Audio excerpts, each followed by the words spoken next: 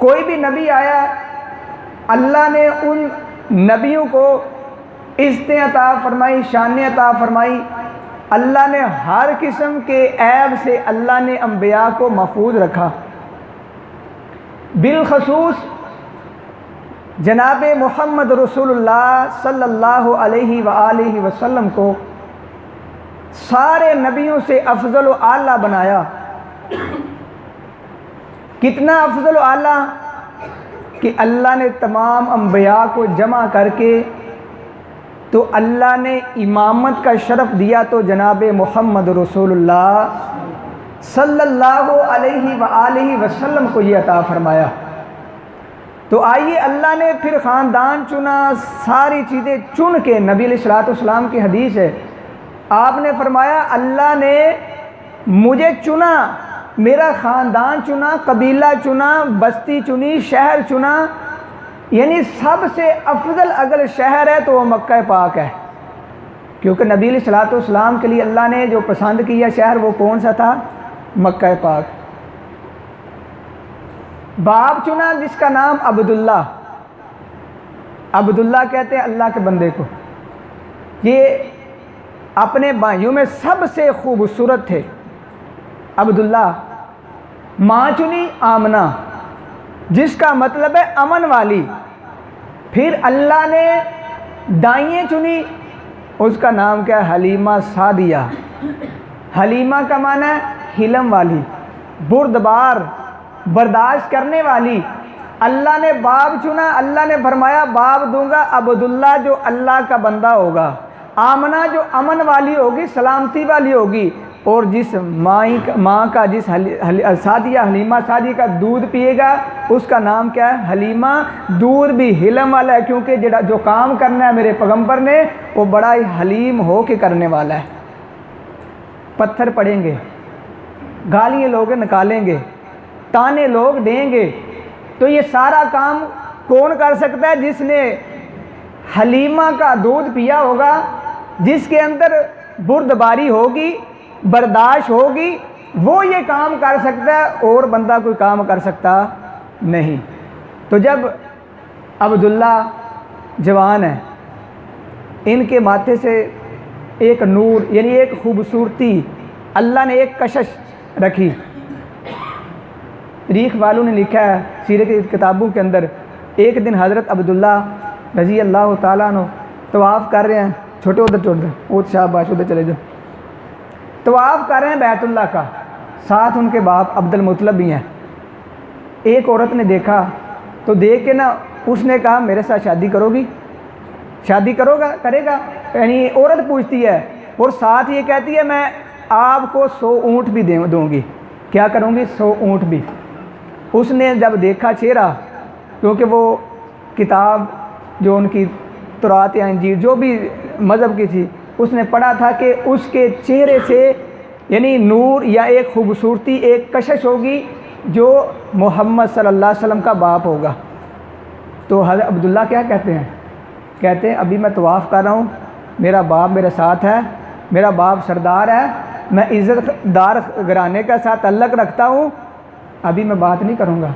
हमारे तरह का नौजवान होता, हम क्या करते? हम कहते जो है देखी जाएगी, शादी तो करिए ना। लेकिन कुर्बान जाऊँ, अब्दुल्ला अल्लाह ने चुनना था बाप, फिर बाप का फरमा बरदार अब्दुल मुत्तलब का कहा नहीं, फिर साथ ही शादी हज़रत आमना अलैहिस्सलाम के साथ होगी। ये आपके ननहाल के अंदर यानी बनो नजार के कबीले के अंदर रहने वाले थे, यानी यसरब के बिल्कुल करीब।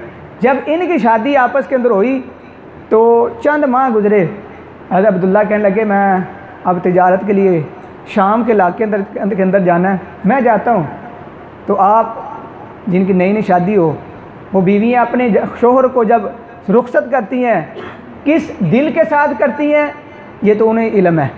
जब रुखसत किया, चंद माह गुजरे, काफ़िला वापस आया, लेकिन अब्दुल्ला रज़ी अल्लाह ताला अन्हु वापस ना आए।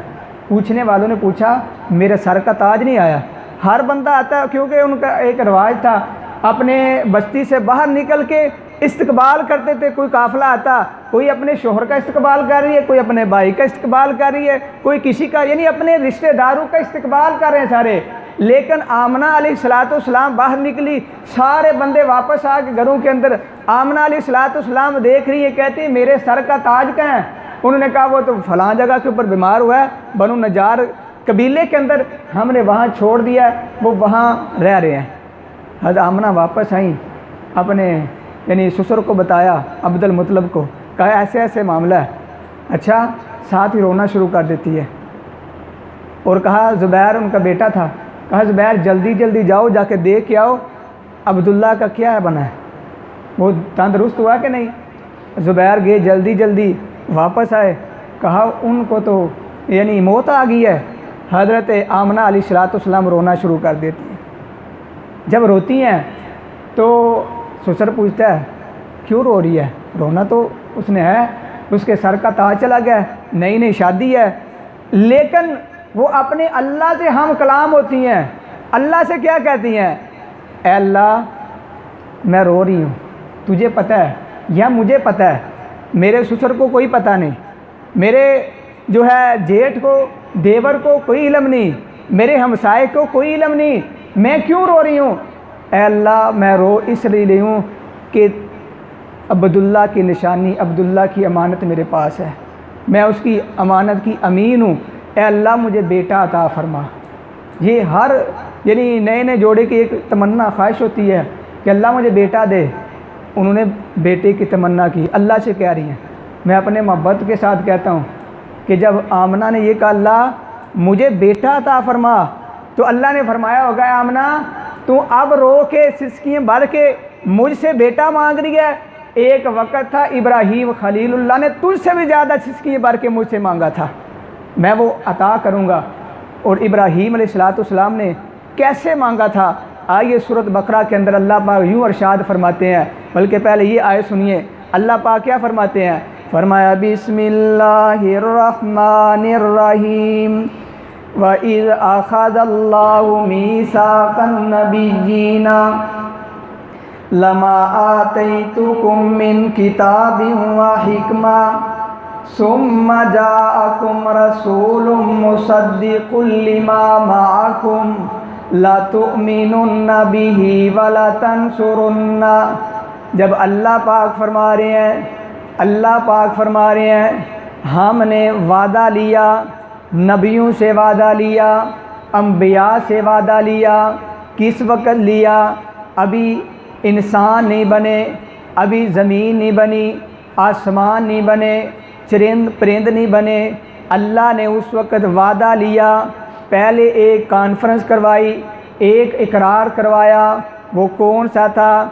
कालू, उन सब लोगों से कहा, कालू सब से कहा कि मैं तुम्हारा रब हूँ कि नहीं? उन्होंने कहा कालू बला, ऐ अल्लाह क्यों नहीं, तू हमारा रब है। दूसरी मर्तबा अल्लाह ने सिर्फ़ अम्बिया को बुलाया, आम शख्सियात को नहीं बुलाया, आम लोगों को नहीं बुलाया। अल्लाह पाक ने अम्बिया को बुला के क्या फरमाया? व इज़ अख़ज़ल्लाहु मीसाक़न नबिय्यीना लमा आतैतुकुम मिन किताबिन व हिकमा। ऐ मेरे नबी, ऐ मेरे अम्बिया, मैं तुमसे पुख्ता वादा लेना चाहता हूँ।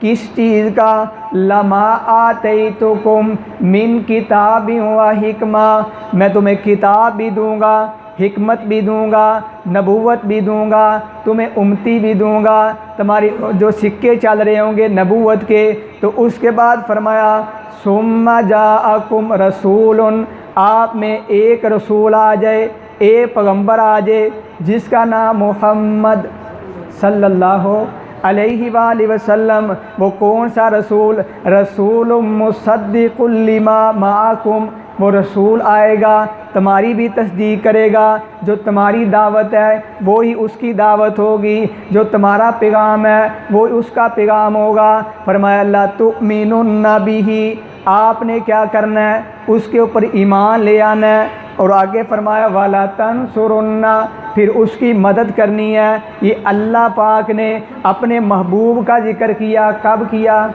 अभी इंसान बनाए नहीं, अल्लाह ने उस वक़्त ज़िक्र किया। तो हज़रत आमना अल्लाह से क्या कहती हैं, ऐ अल्लाह मुझे बेटा चाहिए। अल्लाह ने फरमाया मैं ऐसा बेटा दूँगा, ऐसा बेटा दूँगा जो चमकता हुआ हीरा होगा, जो क्या होगा, चमकता हुआ सूरज होगा, जिसके बारे में अल्लाह पाक फरमाते हैं, फरमाया या अय्युहन नबिय्यु इन्ना अरसलनाका शाहिदन व मुबश्शिरन व नज़ीरा व दाइयन इलल्लाहि बिइज़्निही व सिराजम मुनीरा। अल्लाह पाक फरमाते मैं ऐसा दूंगा बेटा जो चमकता हुआ सितारा होगा, ऐसा बेटा दूंगा जो पत्थर खा के वहदानियत सुनाएगा, अल्लाह की तौहीद सुनाएगा, जो लोगों से गालियाँ सुन के फिर भी अल्लाह की तौहीद सुनाएगा। ऐसा बेटा दूंगा जो कांटों के ऊपर चल के भी अल्लाह की तौहीद सुनाएगा। ऐ आमना तू अपने रब से बेटा मांग रही है, मैं तुझे ऐसा बेटा दूंगा जो लोगों के क्या करेगा, बोझ उठा के रब की तौहीद सुनाएगा। क्या करेगा, रब की तौहीद, अल्लाह की वहदानियत सुनाएगा।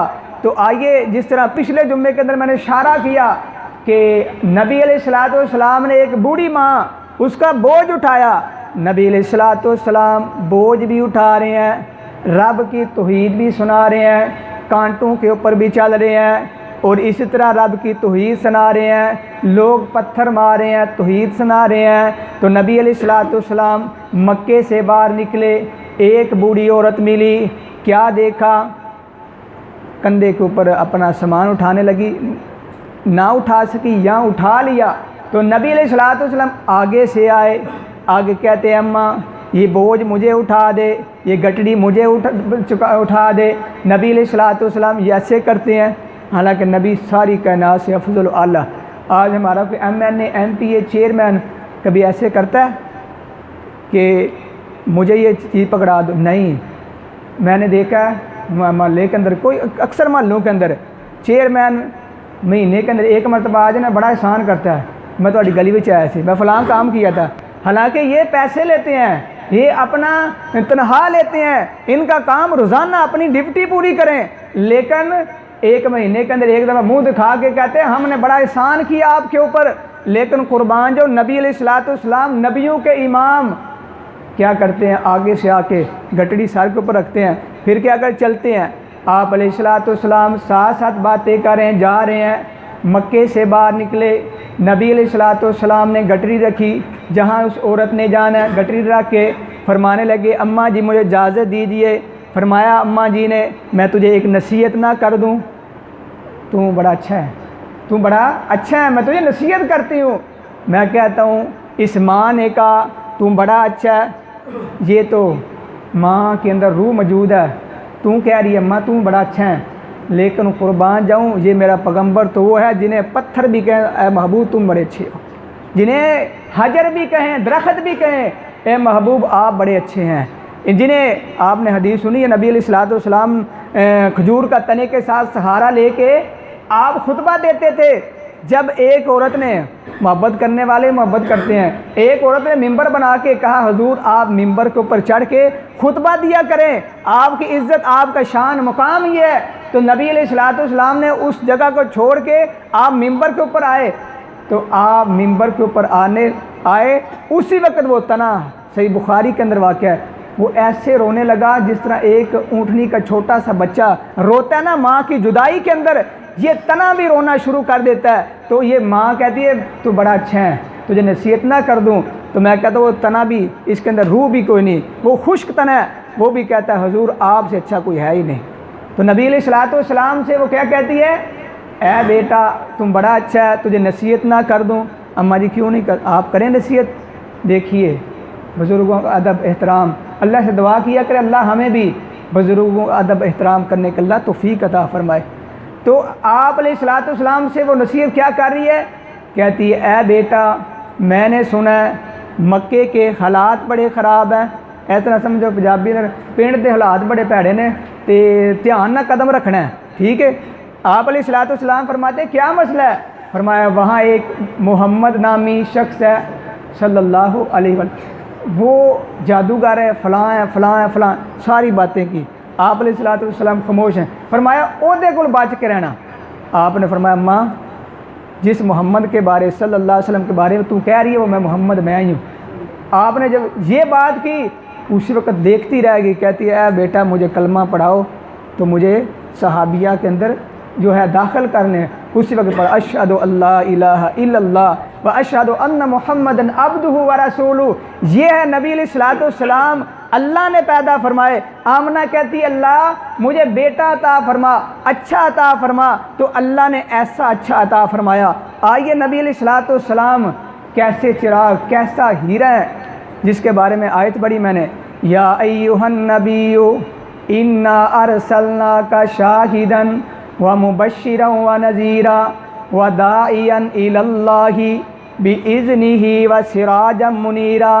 चमकता हुआ सूरज, मैं कभी कभी कहता हूँ यार सूरज की तरफ देखते हैं 2 या 2 मिनट भी बंदा देखे, आँखों के अंदर यानी इतनी ताकत नहीं कि इंसान सूरज को देख सके, उसी वक्त उसकी बनाई कम हो जाती है, वो देखने के ताकत नहीं रखता। लेकिन कुर्बान जाऊँ अल्लाह ने मेरे महबूब को ऐसा सिराज मुनीर बनाया, इंसान थका हो उस आप को देखे आपकी थकावट उतर जाती है, जो देखता है वो देखता ही रह जाता है। ऐसा अल्लाह ने सिराज मुनीर बनाया है। तो अल्लाह पाक फरमाते हैं हमने ऐसा हीरा बनाया है। और हीरा कैसा बनाया है कि आप दुनिया के अंदर हीरे देखते हैं, वो हीरा क्या करता है, खुद तो चमकता है लेकिन दूसरे को रोशन और चमकाता नहीं। लेकिन कुर्बान जाऊँ अल्लाह ने महबूब अलैहिस्सलाम को ऐसा हीरा बनाया जो आपके साथ लगा अल्लाह ने उसे भी रोशन कर दिया। नहीं यकीन आता, अबू बकर को देखो वो सिद्दीक बन गए, उमर को देखो फ़ारूक आज़म बन गए, उस्मान को देखो ज़ुन्नुरैन बन गए, अली के देखो हैदर करार बन गए। नहीं यकीन आता बिलाल को देखें तो आप मुअज़्ज़िन रसूल बन गए। जो आपके साथ मिला अल्लाह ने इस हीरे की बरकत से उस बंदे को भी नूर कर दिया। नहीं यकीन आता मक्के में आए, नबी अलैहिस्सलाम मक्के में आए तो मक्का मुअज़्ज़मा बन गया, मक्के में नूर आया, रोशनी आई, जहालत ख़त्म हुई। आप मदीने में कदम रखते हैं तो मदीना मुनव्वरा बन जाता है। ये ऐसा अल्लाह ने हीरा अता फरमाया। आज हम उस हीरे की कदर नहीं करते, सिर्फ आपका नाम लेके हम अपना पेट तो भर लेते हैं लेकिन आपकी सीरत, आपकी सूरत, आपका किरदार, आपका अखलाक अपनाते नहीं। तो अल्लाह पाक क्या फरमाते हैं, हमने ये सिराज मुनीर अता फरमाया। ऐसा चिराग कि चिराग जो होता है उसके नीचे अंधेरा होता है, लेकिन ये ऐसा चिराग है जो भी इसके नीचे आया अल्लाह ने उसे इज़्ज़त अता फरमा दी। नबी अलैहिस्सलाम मक्के से मदीने जब गए, गार के अंदर नबी अलैहिस्सलाम कंधों के ऊपर किसने उठाया, हज़रत अबू बकर सिद्दीक़ ने उठाया। ये चिराग अबू बकर रज़ी अल्लाह ताला अन्हु ने अपने कंधों के ऊपर रखा। अल्लाह ने उन्हें इतना मुकाम दिया, अब भी अल्लाह ने रोज़े पाक के अंदर अबू बकर को साथ दे दिया। ये ऐसा सिराज मुनीर है। तो आइए अल्लाह पाक ने इनका तज़किरा इस तरह किया, फरमाया या अय्युहन नबिय्यु इन्ना अरसलनाका शाहिदन व मुबश्शिरन व नज़ीरा व दाइयन इलल्लाहि बिइज़्निही व सिराजम मुनीरा। ऐसा सूरज चमकता हुआ, ऐसा हीरा, ऐसा अल्लाह पाक ने नूर अता फरमाया, जो साथ लगता गया वो भी नूरो नूर होता गया।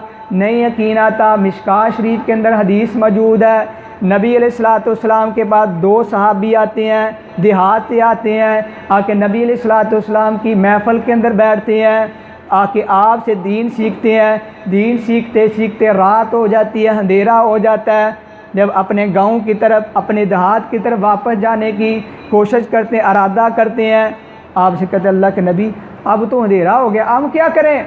आपने फरमाया छड़ी है, फरमाया हाँ, फरमाया छड़ी मेरे करीब करो। आपने सिर्फ ये छड़ी है, आपने अपनी उंगली लगाई, अल्लाह ने उस छड़ी को इस तरह बना दिया जिस तरह हमारी जो ट्यूब लाइट नहीं होती उस तरह अल्लाह ने उस छड़ी को रोशनी दे दी। ये है जो आपके साथ मिला, जो आपके साथ लगा, अल्लाह ने उसे भी रोशनी अता फरमा दी। फिर वो सहाबी रसूल फरमाते हैं हम जा रहे हैं, फिर हमारे फिर रास्ते जुदा हैं, एक ने इधर जाना है, एक ने इधर जाना है। फिर दूसरा कहता है यार मेरी सोटी तो बल्दी को नहीं, तो मैं क्या करूं, मैं भी रोशनी मुझे भी चाहिए। उसने कहा अच्छा ऐसे करना है, तुझे भी रोशनी चाहिए, ऐसे कर, जहाँ मेरे हजूर ने अपनी उंगली लगाई वहाँ अपनी छड़ी तू भी लगा, अल्लाह उसे भी नूरो नूर कर देगा। ये है नबी अलैहिस्सलाम के मौजज़ात, आपका नूर। लेकिन जो कहता है अल्लाह के नूर से नूर, हम वो नहीं मानते। मेरे पैगम्बर अलैहिस्सलाम नूर हिदायत हैं, आपके मौजज़ात हैं।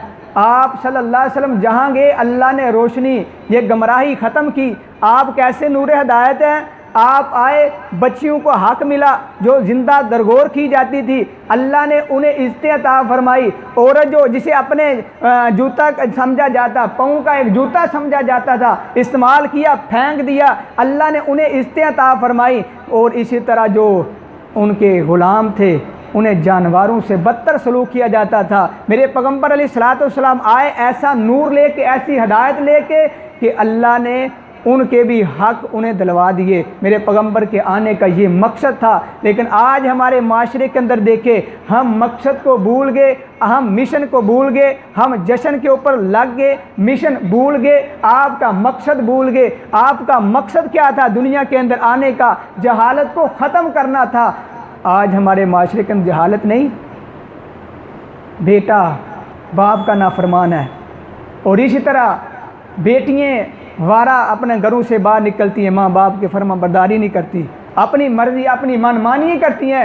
ये जहालत नहीं, हम कलमा पढ़ने वाले हैं, हम नबी अलैहिस्सलाम के मानने वाले हैं, इसके बावजूद वो काम करते हैं जो हुजूर अलैहिस्सलाम ने कभी किए नहीं। तो अम्मा जी आमना अलैहिस्सलाम फरमाती हैं कि रब से मांगा, रब ने दिया, ऐसा सिराज मुनीर जो रोशनी फैलाने वाला।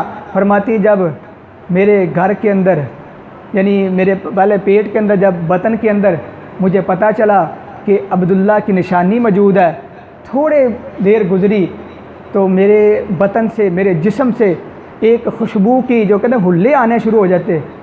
तो महल्ले वालों ने ना अब्दुल मुतलक की बीवी नबी अलैहिस्सलाम की दादी जान, उन्हें कहने लगे माई जी तुहाडे को खुशबू बड़ी आला आंदी है, ना मक्के के अंदर ऐसी खुशबू है, ना इराक के अंदर ऐसी आला खुशबू है, हमने किसी महल्लात के अंदर इतनी आला खुशबू सूंघी नहीं, देखी नहीं।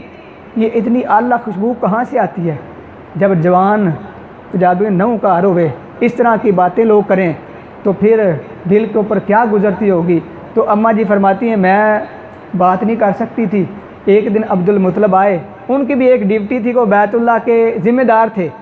वो आते खाना खाते जल्दी से बैतुल्लाह के अंदर चले जाते। फरमाते एक दिन आए तो मैंने बड़ी हिम्मत के साथ बात की। आज हमारे घरों के अंदर बीवियाँ क्या करती हैं? शोर का अदब एहतराम कोई नहीं, डर ही कोई नहीं। लेकिन उस वक़्त अपने खामद का अदब एहतराम और इसी तरह अपने खामद को खामद समझती थी। वो कहती है हम बात करना भी बड़ा मुश्किल काम था, मैंने बड़ी हिम्मत के साथ बात की। मैंने कहा ऐसे ऐसे मामला लोग बातें करते हैं, आप ही पूछें। अब्दुल मुतलब ये जाकर ऐसे मामला, क्या खुशबू कहाँ से आती, कौन लेकर आता है, कौन देता है? तो अम्मा जी आमना ने अपने पेट की तरफ, अपने बतन की तरफ इशारा किया, फरमाने लगी ये अब्दुल्ला की निशानी की बरकत है। अल्लाह पाक मेरे बतन, मेरे जिस्म से अल्लाह खुशबू के हुल्ले पैदा फरमाते हैं। क्यों ना पैदा फरमाता? हज़रत उम्मे सुलैम रज़ी अल्लाह ताला अन्हा फरमाती हैं, बल्कि हदीस के अंदर नबी अलैहिस्सलाम फरमाते हैं कि आप बिस्तर के ऊपर लेटे हैं और कैसा भी चमड़े का बिस्तर है और आपके जिस्म अतहर से जो कहते हैं पसीना निकला। उम्मे सुलैम जल्दी जल्दी शीशी लेती हैं, वो उसके अंदर भर रही हैं। आपकी आँख खुली, आपने फरमाया उम्मे सुलैम ये क्या कर रही हो? फरमाया महबूब ये आपका पसीना मुबारक है, हम जिस खुशबू के अंदर इसे डालते हैं तो ये खुशबू सब खुशबुओं से आला बन जाती है। जिसकी खुशबू का ये हाल हो तो उसके जिस्म अतहर का क्या हाल होगा? नबी अलैहिस्सलाम की अम्मा फरमाती मेरे बतन से इसलिए खुशबू आती है। इसलिए अनस रज़ी अल्लाह ताला अन्हु फरमाते हैं कि एक दिन मैं गुज़रा, नबी अलैहिस्सलाम रोका, फरमाया अनस तेरे खुशबू बड़ी आला आ रही है, क्योंकि उम्मे सलाम इनकी माँ थी। कहा ये कहाँ से लेकर आया? फरमाना है कि अल्लाह के नबी सल्लल्लाहु अलैहि वसल्लम वो ही खुशबू है जो मेरी माँ आपका पसीना जमा करती है, फिर अपनी खुशबू के अंदर मिलाती है और वो खुशबू इतनी आला हो जाती है कि कोई खुशबू उसका मुकाबला नहीं कर सकती, इतनी आला खुशबू। नबी अलैहिस्सलाम के एक सहाबी फरमाते हैं, हमने आपको तलाश करना होता कि आप कहाँ हैं, हम गली के अंदर जाते, आपकी खुशबू सूंघते सूंघते आपके पास पहुँच जाते थे। तो अम्मा जी आमना क्या फरमाती हैं, किसकी बरकत है, ये अब्दुल्ला की निशानी जो मेरे पेट के अंदर, बतन के अंदर है। अल्लाह पाक ने नबी अलैहिस्सलाम के आने से पहले आपके तज़किरे किए, आपकी अलामात निशानियाँ ये ज़ाहिर फरमा दी। अम्मा जी आमना को भी, अब्दुल मुत्तलब को भी, फिर यहूदी आलम वो भी बड़े तज़किरे करते रहे। तो अल्लाह ने अगर तौफीक दी, इंशाअल्लाह आइंदा खुतबा जुम्मतुल मुबारक के अंदर ये बातें अर्ज़ करेंगे।